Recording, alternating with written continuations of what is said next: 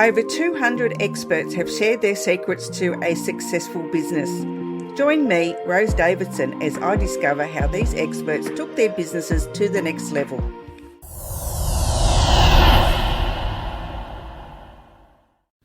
Talking with the experts. Welcome to Talking with the Experts. Talking about all things business by business owners for business owners. Episode 238 with Liz Wolfe. Well, people are only ever going to buy anything from you if you're solving a problem for them. And they will only buy something, a problem that they value. So, for instance, I live in a beautiful townhouse in the western part of New York City in West Harlem. It's a wonderful neighborhood. It's large. My house is very large. And when people come over, they say, wow, how do you get all this? Would you do all this housework? And I look at them blankly because I do almost no housework, partly because my husband does part of it. But I have a problem. There's a lot of dust in New York City. But guess what? I don't care. So I'm not hiring a housekeeper to come in and clean my dust for me because it's not a problem I care about. You know, after every once in a while, yeah, maybe I will, etc. So even though it's a problem, you know, you could look at my stuff and see it's dusty. It's not a problem I want you to solve for me. I don't have any value there.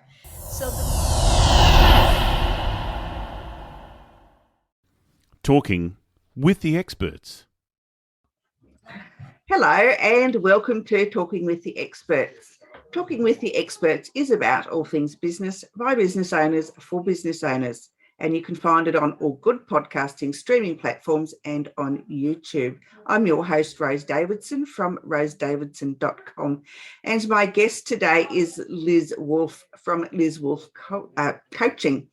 And we're going to be discussing the 3 keys to an abundant business and overcome the top 3 barriers to successful selling.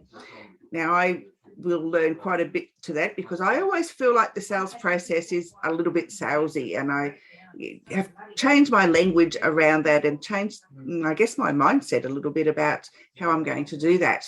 So Liz is a business coach. She's an author and a speaker who coaches entrepreneurs to get unstuck so that they can launch and grow an abundant business. She got her entrepreneurial start growing up on a sheep farm in Western Pennsylvania with her mother and her sisters. Later, she moved to New York City, where she created a successful computer consulting business with her husband. Eventually, she transitioned out of the technology business to apply her experience in a more interpersonal context, helping business owners to develop an abundant mindset. Welcome, Liz, and thank you so much for your patience and for joining me today. Absolutely. Thank you, Rose. I'm sure many people have told you this, but Rose was my grandmother's name, and she was one of my most favorite people in the whole world. So I already feel a warm connection to you. Wonderful. Now, you do say that your greatest accomplishment is staying married to your husband. First, we'll touch on that a little bit. You know, I've been married now for 30 years. So 25 years is a great milestone. Congratulations. Thank you. And I guess, let's touch on why people feel uncomfortable about sales.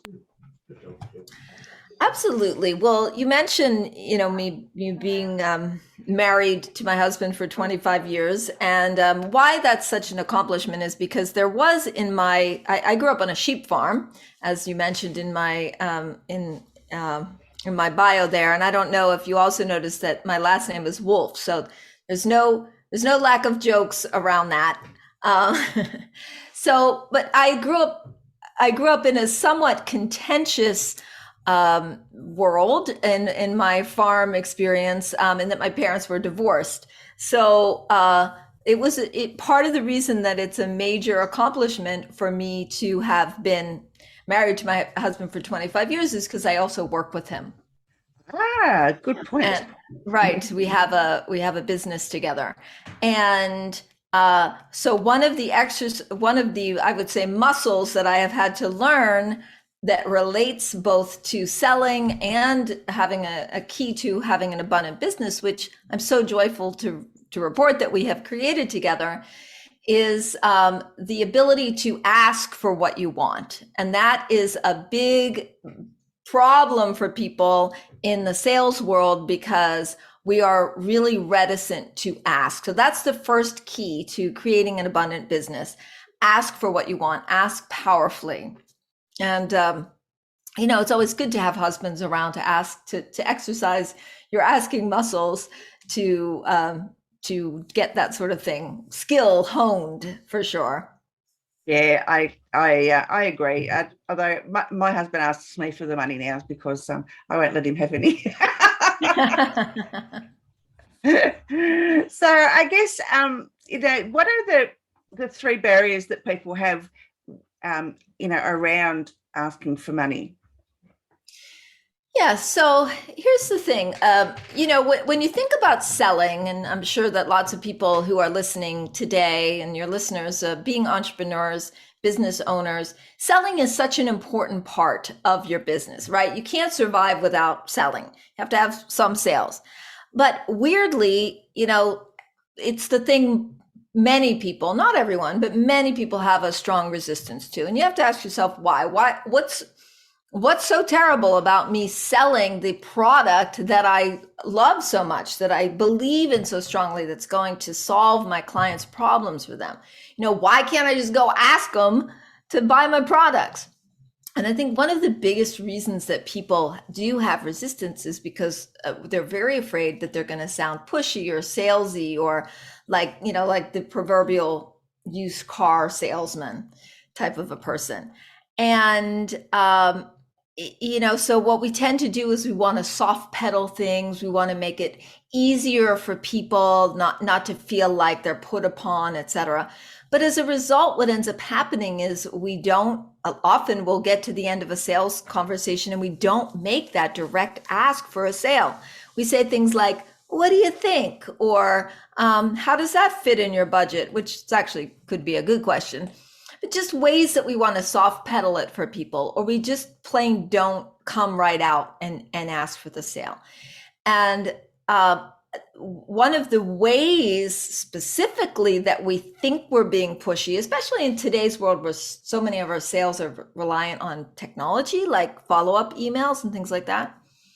Statistics show you have to follow up at least 6, maybe 8 times with someone before they will buy something for you. And when I did a poll in one of my online trainings once, asking how often do you follow up with people?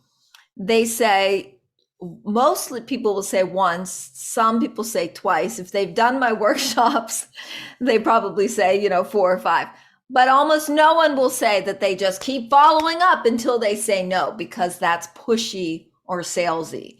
And, but if you stop after 1 or 2, you're never going to get the sale because they're not going to buy from you after 1 or 2. No, that's right. I've heard tell that now there's 27 touch points before someone will buy from you. So that's what I've heard recently. It used to be 5 or 6, but now it's like 27. So that's quite a lot of touch points before you get someone to buy something from you. And I think people are a bit frightened of that. I think because they think, why do I need to keep, following up and following up and following up with it all the time? When after 3 or 4, they should be ready to buy. But but how do you prepare your prospect to actually buy from you, to get them to that yes stage? How do you prepare them? Well, people are only ever going to buy anything from you if you're solving a problem for them. And they will only buy something, a problem that they value. So for instance, I live in a beautiful townhouse in the western part of New York City in West Harlem. It's a wonderful neighborhood. It's large. My house is very large. And when people come over, they say, wow, how do you get all this? Would you do all this housework? And I look at them blankly because I do almost no housework, partly because my husband does part of it. But I have a problem. There's a lot of dust in New York City. But guess what? I don't care. So I'm not hiring a housekeeper to come in and clean my dust for me because it's not a problem I care about. After every once in a while, yeah, maybe I will, etc. So even though it's a problem, you could look at my stuff and see it's dusty. It's not a problem I want you to solve for me. I don't have any value there. So the most important thing to get to people is, what is the problem that they have that you are solving for them? And lately, I've actually been thinking about this too. What is the problem that you care about solving for people? And I can solve a lot of problems, but what do I care about solving for people? And for me, the problem that I care about solving is helping new entrepreneurs or people that are trying to grow their business to get unstuck so that they can launch it and grow it. Okay. If you come to me and you feel stuck and you say, I feel stuck, and I say I can help you to get unstuck, then I'm solving a problem for you that you see value for. Well, after that, if you tell me, yeah, I'm feeling some pain because I feel stuck and I want to launch this business and or I want to grow my business. Well, I'm going to keep coming back to you and saying, well, are you ready to grow your business now? Are you ready to grow your business now? Are you ready to grow the business now? I'm not going to stop asking you that until you say to me, no, because you told me you have a problem. So people will buy from you and they will not feel like you're pushing them as long as you are focused on them and their problem. That's the most important thing. Sounds very, very logical. And yeah, that's it is a mindset thing though, isn't it? The sales process. It's I have found that I get to like the second maybe call, and then I think, well, I think it's that fear of rejection that stops me from going further with the conversation. So, I mean, the fear of rejection, I guess that is a mindset thing, really, because it's a fear. It's an internal fear that only the person like myself can only deal with that. So how can they get over that fear of rejection? Because I think it's a lot to do with our upbringing is when, we were told if we ask for a toy or some other favor from our parents and they said no, then we stopped asking after a while because we knew that what the answer would most likely be. And because we didn't ask anymore, we may have been given that thing. So how do we get over that fear? Yeah, that's such a great question. And you mentioned asking for toys and being rejected. I mean, for me, it's always seventh grade, the world's worst grade, the most terrible grade when you're growing up, like, you're just, what makes somebody else cute and popular and somebody else not, and then you ask the guy, and I don't know if they do this where you are, but the Sadie Hawkins dance, and you go and ask. I remember that as an awesome kid. Like that's the one dance that the girl gets to ask the guy. For anyone listening who's under 30, you girl gets to ask the boy to the dance, and you're like, it's mortifying if they reject you. I highly recommend a book that's called 100 Days of Rejection by Xi Zhang. He also has a really great TED Talk. He was having a hard time feeling rejected and he couldn't grow his business because he was feeling rejected. And what he decided to do was to go out purposely to get rejected. And he was going to do one thing, I think, for 100 days. I may be remembering the name of the book wrong, but it's a very famous TED Talk. If you just go on and look up rejection, Xi Zhang, you will find it. He purposely went out to get rejected. So that's the first thing that I tell people. Again, this goes back to asking and being able to ask and honing your skills around asking is literally the best thing that you can do. What's your fastest path to cash in your business? Ask. So, but if you're afraid to be rejected, you're not going to ask. You're not going to do that. So I tell people, go out and purposely make some asks for the purpose of getting rejected. Now, if you don't want to go that far, you can do what I call ask with detachment. So you ask, would you like the sale? But you're making those sales calls just to make the sales calls, not to make the sale. so that you just get used to just being asking. And after a while, this is true for money too. If you want to ask for more money, just practice asking for more money. Don't be concerned about whether people give it to you or not. It rolls off your tongue a lot easier when you practice. Okay, practice makes perfect. It's what we're told all the time. So Right. we'll see. So I guess, so instead of, being shy or reticent or whatever to ask for the money, what are the words that we can use to learn to ask powerfully and to give heartedly and receive graciously? Yes, thank you for asking that. So, when I say ask powerfully, what I'm really referring to is to be specific. So many times we're not specific about asking for what we want. And that, I was just talking with one of my clients today, and she said, yeah, I got this great offer to write. It was a writing gig. And I said, that's great. And of course, the first thing I want to know is, how much are you charging? And she said, well, we didn't talk about that yet. I'm like, did you ask? So listen, I'm not going to fault her. She said, well, they're working out the details. Okay, that's not the point. The point is, when we're afraid, maybe we're afraid, like if I ask for too much, they might say no.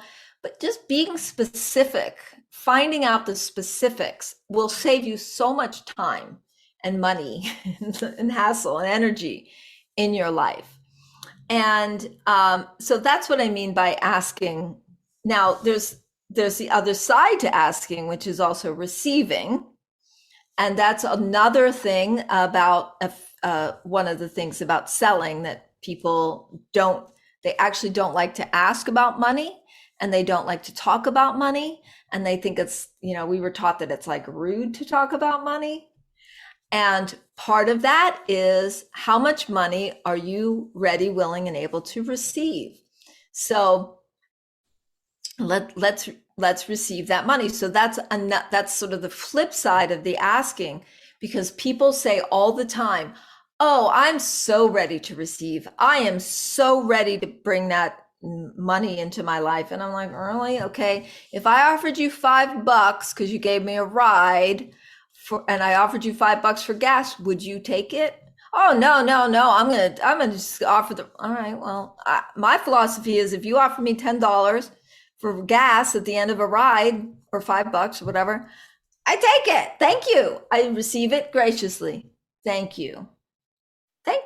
Why? Because I want money. So all of these things are like what I would call expanding your context. So, or probably other people would say like expanding your comfort zone. So getting bolder about asking with detachment, getting more focused and clear about receiving what's coming towards you, and not conditionally, but in a way that's relaxed and where you're allowing it to occur. If you practice on honing those skills, that you will see a shift. Okay, so is it like manifesting? Is it this sort of the same principle as, people who manifest money all the time? Is that the sort of along those lines, or is it actually just changing your language and changing your mindset? Well, you bring up a really interesting point, because that you have to ask yourself, why do some people have so much more money than other people? And it's a very simple answer that is probably going to blow everybody's mind. Because they received more money. That's the only reason people have more money, is because they received more money. Now, you might say, Liz, that is totally oversimplifying. What about marketing, or whatever? But I have more money because I've received more money. And that's how I got more money. I could get more specific and say that I asked for money and then I received it, because again, they work together. Can you repeat your question? Because I think how is that manifesting? Like Yes. Yeah. Okay. So do you ever have a house plant at all? Yes. Yeah. Okay. I also have house plants, and I have Christmas cactus, and it's just about blooming. Yeah, mine's beautiful. Yeah, mine's outside and it's gorgeous. Yeah. So I'm not very good at watering mine. So I've managed to keep it alive, but and now it's starting to bloom again, although one side's a little droopier than the other. I don't not very good at watering it. So in between when I water it, it dries out pretty much a lot, right? I've never killed it yet. So then did you ever notice that if you let your plants dry out too much, that when you pour water in it, it goes right through? Now, those of you out there in listening land who don't ever not water your plants enough, you'd be like, what do you mean? Because if you do water your plants, it keeps the soil moist. And when you pour more water in it, it just absorbs it. It doesn't run right through. It runs right through because the context of absorption is not there. It's just like a sponge, right? You can't take a completely dry sponge and put it on, your countertop to clean it. It needs to be already a little bit wet. So abundance is like that. Manifesting is like that. The reason that people that have they say it takes money to, you have to have money to make money, that's false. Actually, what it is when you have money, it's going to attract more money because you are the context of receivability for that money. The people that win the lottery and then go bankrupt, it's because they think that money is going to create that context. That's not the way it works. The context comes first. How do you do that? You practice receiving. People offer you compliments, say thank you. They give you money for gas, you say thank you. You ask for money from your clients. People owe you money, go ask them for it, and then you receive it. So it's a cycle. There's also giving in there. I haven't talked about that too much, but the manifestation comes through how you're receiving it. And the more you receive, the more you have. Makes perfect sense and explained very well. Thank you for that. It was really broken down into a simplistic way. So yeah, thanks for that. It was really good. Absolutely. I was actually mesmerized. I think I have to come and listen to you a bit more often. Thank you. Liz, have you got a podcast or a book that you'd like to promote or anything like that? Absolutely. I just published a song called The Power of a Song. Yeah, that's my ukulele side. I'll come back to the ukulele in a minute. I just published a book called The Power of Asking. It's literally just a couple weeks old. It's on Amazon, obviously, The Power of Asking. The author, Liz Wolfe, my last name does have an E at the end of it. And this is a great introduction if you want to get better at asking, is to read it. It's what's called a short book, so you can actually read it in under an hour or maybe an hour and a half. There are exercises, which I highly recommend that you do, so that would take a little longer, but it would be fabulous for you to get started or for anyone to get started in this powerful asking mode by reading that book. That would be wonderful. Terrific. All right. So there you go, people. Buy Liz's book on Amazon. It's only $2.99. That's it. And yeah, because it's short. And you'll learn how to ask.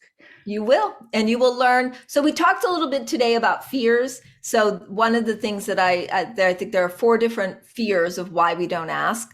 Again, in a shorter time together, we don't have time to get into all of them. But so in the book, I do go into detail. And you mentioned also, looking back, one of the things about receiving and asking is like, what were we taught about that by our parents? What we taught was the right thing to do. And some of us were taught that it was rude to ask for what you want. And but the only way you can get anything is to ask for what you want, which is like, it's totally opposite to what you're told as a child, and the things that you probably taught your child. Don't ask. You'll right. get it when you get it, or when I can afford it, or when the time is right, or not today, but maybe we'll look at it next week, or I totally get it. I totally get it. Or my favorite is when you blow out the candles on a cake, you make a wish, but you're supposed to keep it quiet, because if you say it out loud, it doesn't come true. Who came up with this? Actually, the complete opposite is true. If you don't say what you want out loud, you will not get it. I mean, okay, you can sit around and talk about the law of attraction and intention and all that stuff, but even then, you have to at least say what you want. Yes. You know, you still have to voice it, otherwise it goes on deaf ears, so to speak. So yes, very true. Liz, where can people find you if they want to work with you? Oh, that would be wonderful. I would love to hear from people. You can find me on my website, which is lizwolfecoaching.com. So that's Wolf with an E, lizwolfecoaching.com. And right on the front page is a link. You can sign up for a free 45-minute business strategy session and speak to me. If you're feeling stuck about anything, I promise you in 45 minutes or maybe a little bit longer, because I sometimes allow for a little more time. I can help you get unstuck, and I would love to hear from you and find out more about your business and see how I can help. Oh, that's wonderful. Thank you. Yes. And so remember to go to lizwolfecoaching.com if you need help with asking for money. That's right. Yeah. You want more money? Call me. That's it. Yeah, call her. She's the henchwoman. Liz, have you got any final words that you'd like to share with our audience today? Oh, I do. I always like to put this one in at the end. When you were asking, was that like manifesting? And I said the reason that people have money is because they've received it. A huge misnomer that's out there is that when people try to convince themselves that they deserve to have money because they are worth it. And I'm just letting you know right now, there's not a single human in all of humankind that has ever bought something from someone because they said to themselves, you know what? They deserve it. Let me give that to them. That is not why people buy from you. So don't kid yourself into thinking like, don't say, well, I deserve to charge more. Charge more. Just charge more. Don't justify it. You do not have to justify abundance. You just ask for it and receive it. And that's all you need to do. Don't need to justify abundance. Perfectly said. All right, Liz, it's been an absolute joy. Thank you so much for joining me today and discussing with us how we can ask more powerful questions to receive better and receive more. Thank you so much for having me on. I've enjoyed every minute. Thanks. I'll talk to you soon. Okay. Thanks for joining me on Talking with the Experts. Make sure you subscribe through your favourite podcast app or on YouTube, and check out my Patreon page for more value for you, or you can buy me a coffee. My name's Rose Davidson from rosedavidson.com. I look forward to your company next time when I'm talking with the experts.